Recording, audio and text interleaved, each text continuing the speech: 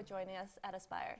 I am your host, Orion Aam, and tonight our guest is Chris Palermo, who is a writer, producer, director, audio engineer, musician, and broadcasting instructor. Hi, Chris. Thank you for joining us tonight. Thanks for having me. I appreciate it. Yeah. Is there anything else you don't do? I actually make a pretty good pizza, Oh, too, really? yeah. But I out of all those things you mentioned, some of the most rewarding stuff actually is the teaching. You know what I mean? Right. But it is a thrill to be shoulder to shoulder with somebody like a Katherine Heigl too. Sometimes, Right. Yeah. Have you always been in the entertainment business? I started in radio. I started, and I tell my students this a lot too, that I think the best way to get into a business is an internship. So I started an internship at Kiss 108 Radio, which led to a job there. At the time, I was trying to make it in the music business, so I said, well, I'm not really making any money in the music business, so what's close to that? So I did radio for a bit, and I got laid off there. You haven't been in radio until you've been fired. But you were in radio for a really long time. I'm currently still in radio. Right. I think I have been in radio since before the birth of Christ at this point. No, I'm kidding. Probably It's a long about, time. yeah, it's a real long time. Probably, how old am I now? 83? So I have been in radio realistically since 1987. Wait, you're not really 83, right? I'm not. Okay, My because- liver is 83, but I'm not 83. It must be the Italian in you. I think so, yeah. Okay. So you have dabbled in business, or you have had a song that played on radio. Like I said, in 1984, here we go with dates again, so we'll give a good reference. Born in here. 1987. Okay, I'm leaving. Not to date you. So in 1984, I went to see this pretty funky dude named Prince in Purple Rain, all right? So the next day I said, that's what I want to do. So I went and bought a guitar and an amplifier. I didn't know how to play. I taught myself. So I started writing songs, and it's funny, I've gone full circle. I find myself currently I'm writing just a ton of music now, but I wrote some songs, and I really got serious about recording with it's funny, I had been recording for decades, and then sometimes when you plateau, right, you need to, I think, be smart enough, and this just comes with age. Number one, to take criticism, which is very hard to do without taking it, personally. Number two, step back and bring another set of hands in. So that's what I did finally in 2006 with super producer Igor Cassell, had remixed for Rihanna. And he was able to corral in vocalist Jana, who sang with Mary J. Blige. Yeah. I wrote the song, Wow. and we recorded it. We got some airplay on satellite radio and late night Kiss 108. Yeah, we actually tracked down that song, and we have it here tonight. All right, it could be a dance party. Yeah, it could. Okay, Let's all right. hear it.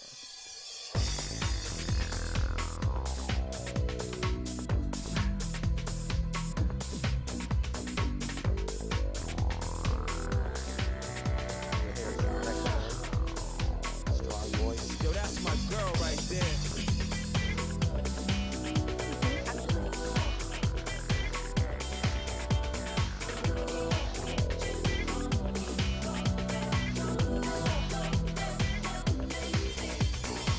And I just keep on trying. Sometimes I feel like dying. Can't find my way. On the inside I'm crying. Blige. She sang background vocals on her records. So I was very lucky to get her. And I learned, even though I'm a teacher and I teach audio production and, I've been recording, there's always stuff you can learn when you bring another person into the equation, I think. Definitely collaboration. Yeah, yeah.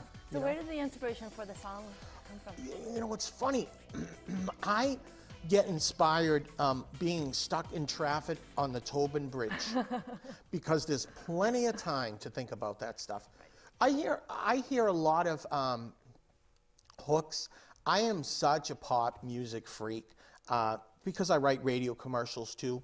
So I hear hooks in my head, but that particular song, It's called Crying Baby, and it's a song about struggling. At that particular time, I heard about people going through divorces, people, you know, sick from cancer that are 40 years old that shouldn't be.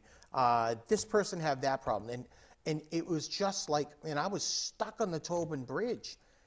And like a crazy person, you know, creative people, we're a little bit screwed up. You know, these things, I don't know, you know, I'm like, wow, this hook started coming in my head. And now I wrote the song, and here's a little songwriting tip here, a little differently. I was stuck in a rut for years, writing music and then putting lyrics to it. This was what I learned in New York. The music is just really fluff. It's the icing on the cake is the melody or the lyrics, the words, the meaning, which as a kid, and you have to live life to write some songs and write films, I think, you know. But as a kid, as a 16-year-old, an 18-year-old, no offense to 16-year-old and 18-year-olds watching right now, but man, I'm telling you, you got to go live life, and you get all these things, and that's where the song came from. My God, was that a big explanation, huh? No, it's funny how you say, you know, creative people are kind of crazy. My friends actually always ask me if I've taken my pills yet. I want to hang out with you. Yeah, we should. So something when some of my friends in the music business. Really? Yeah, like. Let me slip my demo to them, huh? they write music too. Yeah, and, okay. He does taiko drums. Yep. It's like this Japanese drum.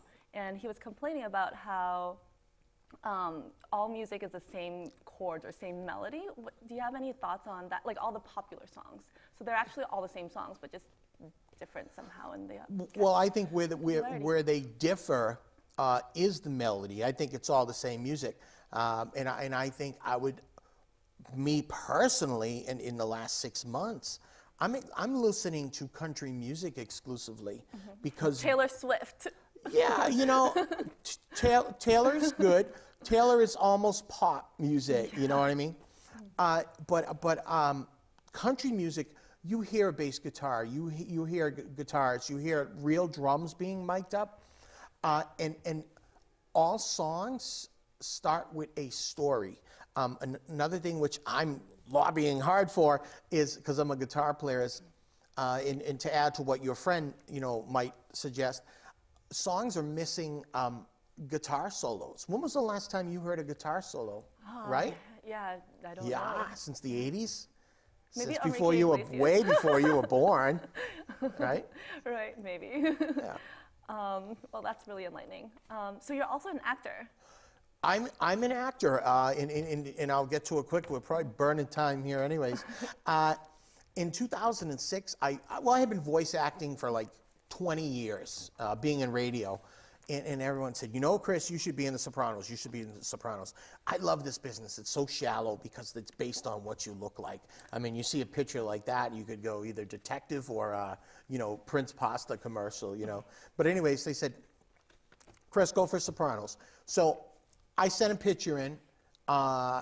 They were looking for background extras, Atlantic City, with the cast. So I sent a picture, and I wrote 3 words on the email.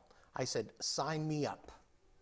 I get a phone call. I'm on the set with James Gandolfini, Stephen Van Zandt, all those guys. I did 3 days in Atlantic City. I got what's called a bump, where I was an extra, but they bumped me up. I ended up playing cards with them, and it turned into like an ad-lib speaking role.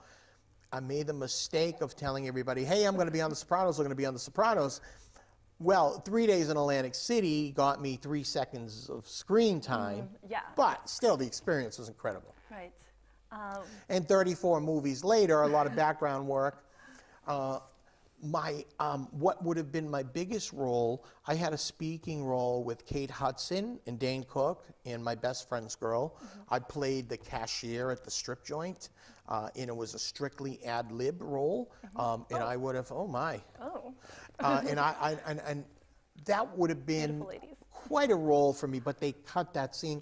So now when I film something, I don't tell anybody I'm in it until I see it. Right. You know. Yeah, there's a confidentiality agreement too, right? Well, absolutely. You can't tell, especially what's going on. but you can tell people that you've worked on it. You know what I mean? And you know, there's no photos on the set and all that jazz. Right. Yeah, when I was a newbie, I took a photo with a friend afterwards. What film was that? It was The Equalizer. It's a recent one with Denzel Washington. Sure. Did you work in Chelsea by any chance? No, I worked up near the beach. Which beach was it? Up, I don't remember where, but Right, it was a carnival scene. Salisbury Beach. Salisbury Beach, yes. Did you get some fried dough? I did not, but I got a Hello Kitty toy. It was the best day Oh ever. my! Right. Wow, I think I saw that story in the Herald. Yeah. So, well, let's get back to you. Okay. But we can talk on forever about this acting. Yeah. So you took a picture, and did you get in trouble yes, for so that? I took a picture. It was after everyone signed out, and I took a picture with the guy. So I was paired up with a guy. Yeah. And we were walking. We were actually featured. We walked across Denzel Washington like Yeah. we were dating. And you know, it's memory. We Yeah. had all the stuffed animals, and we took a picture together afterwards. Yeah, that's cool. And it wasn't anything on set. Right, It was right. back there, and then I posted it on my Facebook. Uh-oh. Did you get in trouble? My friend, who's part of SAG, he's one of the SAG directors. Yeah, yeah. He said, take it down. Like, directors look for that stuff. Just don't do it.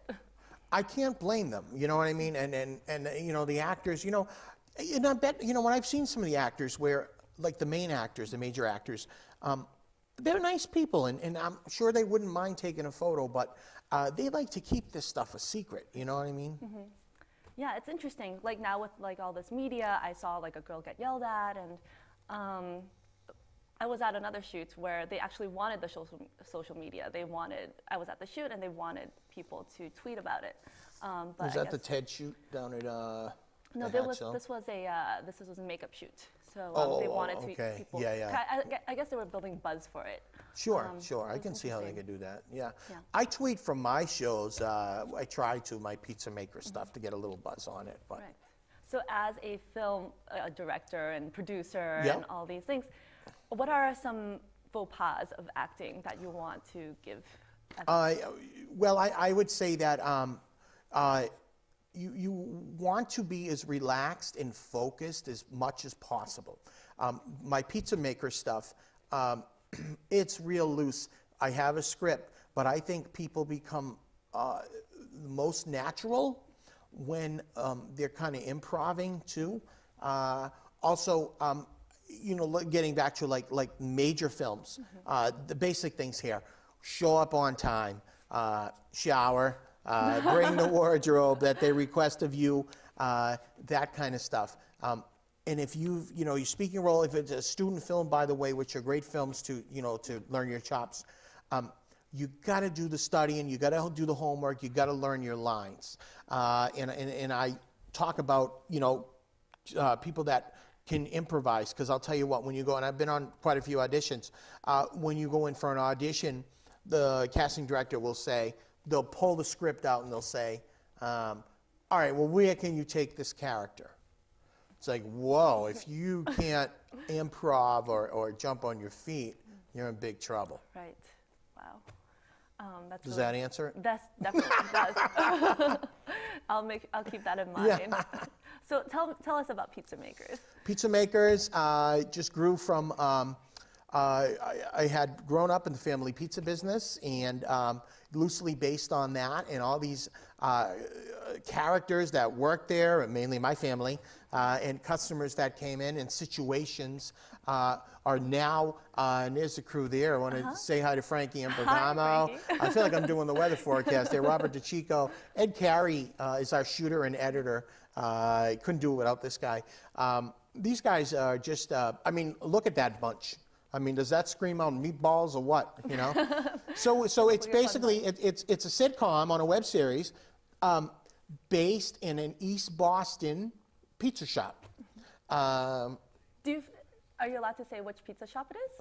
I would It's a love to- fictional shop. Oh. We have a name. Right. It's called Frank and Lou's Pizza Palace, and it's a fictional place. And we are 3 years into it, 7 episodes, 1 promo. And where we are right now, we have a following people in California and Italy and Florida, thanks to the internet. follow us. And so, I'm talking, I'm trying to get to some of the major networks. But I'll tell you what, being the guy running the show with this, I get great satisfaction knowing that we're doing what we want. We'll just keep it going. We'll see what the future is. Could be a live show, could be a movie. You just never know. Yeah, I saw the pilot episode. Thank you for watching. Yeah, and it was so funny.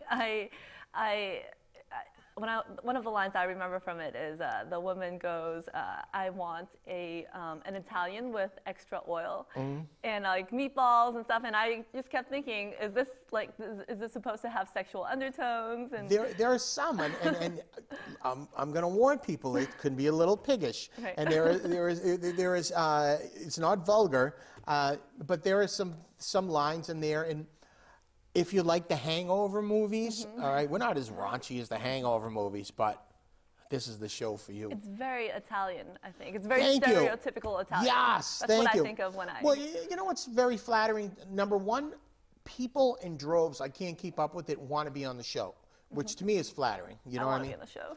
We'll get you on the show. Number two, people say to me, they'll look at it and they'll say, "Oh, Chris, that's my family." So it's all about relating, Yeah. I think it's a lot of fun. And finally, it gives the actors, because a lot of us in the community, as you said, you did background work, right? Yeah. A lot of us are stuck doing background work, you know what I mean? I think I've pretty much mastered walking down the street, it's great. circles. In circles at 3 a.m. So Pizza Makers gives some actors some stuff for their demo reels and really, an opportunity to get in there and act, Yeah, definitely. Now tell us about your other exciting project, Mass Movie Mavens. Yeah, I have been doing actually Mass Movie Mavens long before Pizza Makers. Oh, really? Mass Movie Maven started in about 2007, and what it is, it's a blog, it's a Twitter feed. I'm on Twitter at Mavens Update. I'm like totally passionate about it because I'm not the kind of person to sit and wait for stuff to come to me. And I worked at a news radio station for a long time, so I'm kind of a news junkie. So I said, where can I go to get a steady stream of film production business in New England and Massachusetts? Nowhere. So, being the resourceful Sicilian that I am, I grabbed this name. So if you search Mass Movie Mavens on Facebook or on Twitter, I keep folks in the business. Now, it's not a gossip site. There's plenty of stuff like that around there. This tells crew and cast, casting calls, networking events, premieres, that kind of stuff. And we have some podcasts too, but I stick with that. When people send me stuff, they're like, "Hey, Chris, did you hear this story?" I put it into my feed. So people know to go to Mass Movie Mavens to stay updated. Like I'm going to blast out a photo of you and I on it. So, yeah. You're definitely a go-getter. I'm trying to. Yeah. Yeah. We actually have a video of Mass Movie Mavens. It's a promo. Great. Right. Yeah. Let's show it. Okay, thanks.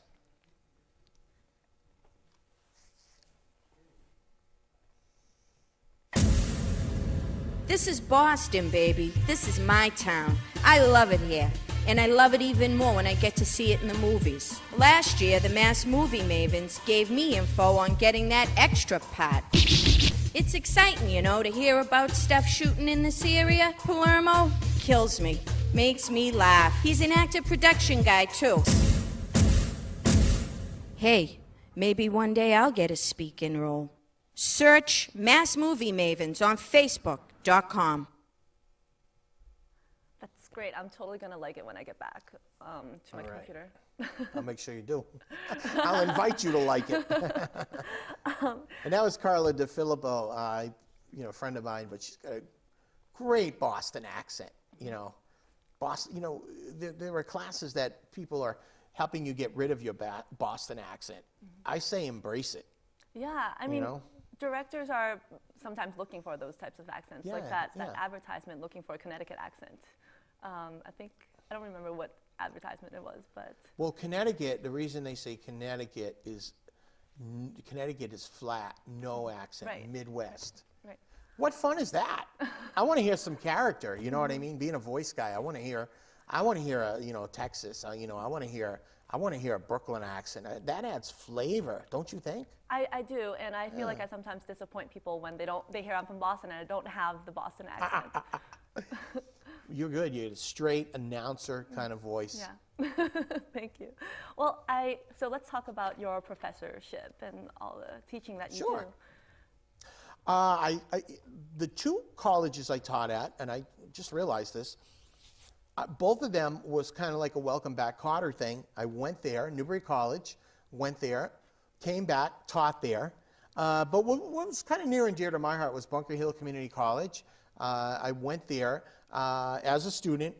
20 years later, I ended up teaching there. So That's amazing. it's kind of amazing. It is. I mean, it's such an And accomplishment. I felt like, because I went there, went off, did all my stuff, and then I felt like, I had to get back there, and it was really strange teaching in the same classrooms that I learned all this stuff in, You're definitely accomplished, and you have all this experience. Thank you. doing that. Someone, said it as it's you have this need to give back, and when I teach now at Connecticut School of Broadcasting, and it's funny, after I teach a class, like you lecture for a 4-hour class, I feel like I've done a show. Like after you do a show, I mean, you've performed, obviously. You kind of have this high, and I'm like driving home. I'm like, I have it right now. I can sense that. I'm kind of tingly too. Yeah. So, I'm driving home, and I'm like, wow, your adrenaline's going. I'm like, I feel like, I just, did a show. Then you have students call you and say, Chris, I really wasn't into radio, but after taking your class, like I had a student once, I'll never forget this, call me at dinner. I was at the Hilltop, now closed. Said, Chris, I just took your class as an elective radio production, but I'm really enjoying it, and I think I want to pursue that. What money could replicate that feeling? Talk about aspire. You know what I mean? Yeah, exactly.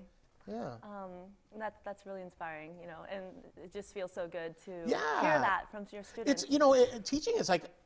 It's like a selfish feeling because, a teacher, hopefully, like, I'll give people credit who teach like kindergartners, I'm teaching fun stuff, video, audio production.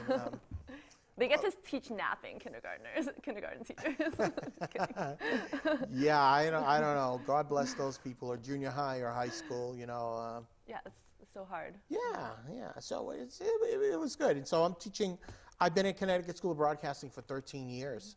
And it's very satisfying. Right. What are some of your favorite stories to tell your students from your experience in the entertainment business? Let's see, all around, one of them that really stood out is one of my favorite actors is Eric Bogosian. And there he is, and from Woburn. Oh. He's in CSI now, I think. But Yeah. anyways, I've seen him. you know him? Yeah, Have you I seen think him and so. stuff? Yeah, definitely. Anyways, he was, and I would, his film in 87 seemed to be a big year, Talk Radio, kind of inspired me to get into radio and acting. He does some incredible solo performances where it's just him on the stage, and he acts out, all these characters. But anyways, I got to meet up with him in Woburn and had a couple beers with him, and it was amazing. We just hung out, and just one of my favorite actors. What did he tell you about? It's funny. So we started talking, and then he said to me, so I guess this really blew me away. He goes, so I guess you and I have both been in a movie with Katherine Heigl together. Wow. Which was even crazier. Right, I'm like, Katherine wow, is this really? Yeah, because he was in Under Siege, maybe? I think Under Siege 2. But for some reason, he said that. And because I told him, he said, well, when two actors get together, it's like, well, what have you done lately? And the only thing I've done is me with Katherine Heigl in 27 Dresses, That's huge. What did you do in 27? I had a very featured scene where I was playing guitar, kind of serenading her and bumping into her, and we had a great time on the set. She was a lot of fun. She treated me very nicely, and we had a blast. So what was it like being with the huge movie star? It was Can I tell you, it's quite a leap from from being an extra than when you're right there on the set, because you get fed the hors d'oeuvres when between takes and this and that. You get the little touch-ups and yeah. everything. But we had a good time. I had to learn a couple of Parisian folk songs because I really played. This was really the first time my acting and music kind of merged, and here I was on a major set with Ed Burns, too. And then I got to meet up with Ed Burns a few months ago down at the W Hotel for another gathering. I said, Ed, I was in a scene with you. I mean, he's like, Chris, I remember you. That's right, you know. And so we took a picture, and I think they have this picture. Maybe they'll cycle through it. So that was those are kind of the exciting things to get on the set. And probably the number one thing was meeting James Gandolfini on the set of Sopranos. Right. I told him I went up to him between takes. I said, Jimmy, I came down from Boston. I said, oh, nice to meet you. Then we went in line. We had mac and cheese together. Everybody lined up, and then it was very sad to hear him pass away. Oh, no. Yeah. So it was really, really sad stuff. Because he was really an influence on me. Big guy, Italian, plays a mob character. I mean, that's me. Yeah, yeah, it definitely is. Yeah, so he kind of, paved the way. And he had a hell of a time trying to break out of that stereotype. And ironically, his last film, he really emotionally really kind of shows his acting chops in this last film he has out. Yeah, I always feel self-conscious when I'm on the set with these big stars like Katherine Heigl or Christian Bale or like Amy Adams. I'm like, oh, I shouldn't look at them. I shouldn't look at them like a creepy person because I have to be a professional. Sure. Do you feel the same way? You have to of not look at them. Yeah, there's a lot of rules. There's a lot of rules there, and but if they come up. Listen, at the end of the day, they all put their pants on one leg at a time, you know, or they take them off, they put them on. They're real people like me and you know. Yeah. And if they come up to you and start talking to you, what are you going to do? Walk away? But you do. Now, they're focusing. Like, can you imagine if you had, like, all this money riding on you and you got all this copy you got to get in? So, like, sometimes you'll see them in the corner, you know, think they're just kind of crazy, you know what I mean? So, but I hear you, definitely. So did you learn something from Ed Burns, the director? Ed wasn't directing that day, but in the area. But actually, Ed has his own films. Ed is going to be bringing another film here. But being that close in 27 Dresses, the director Ann Fletcher, we had to learn some choreography too, if you can believe that. Like dancing choreography? So, almost, so that I wouldn't knock out Katherine Heigl with my guitar because I had to sway and move. But she directed, she did the choreography in the Step Up movies. Wow. Yeah. I love that movie. And I said that to her on the set, and right. she laughed. She thought I was joking with her. I said, Ann, I love your work. She's like, get out of here. You know, no, I said, I really do. But I learned filmmaking, and you know this from being on set, so tedious, Yeah, right? it's long What days. takes the longest? To move the lights, you know what I mean? There's a lot of waiting time, definitely. Yes. Hours of So waiting time. I learned that, and I learned time is money. But I have been producing stuff for a long time, but let me tell you, whenever I get booked as an extra, if my schedule allows, I take it because, you know, and I'm an audio guy. I'm usually the extra who's like, you know, everyone else is excited about the stars, but I'm looking at like what kind of mics they're using and the technical stuff, you know. I like that kind of stuff. Yeah, definitely learn a lot. Yeah, oh yeah. You know, like I said, getting back to what I said at the beginning, don't be afraid, even as, you know, if you think you know everything, to keep learning, you know what I mean? I'm always learning, you know? Yeah. I'm trying to. Yeah. Well, I learned a lot from you tonight. Well, thanks so much. You were Chris. great. Yeah, thank you so much. I'm sorry that I talk so much. No, thank you for joining us. I'm going to talk to you some more afterwards. All right, but, great. That's all the time we have at Aspire. And I wish you the best of luck, too. Yeah, thank you. So thank you for joining us at Aspire, and have a good night. What is your desire to aspire?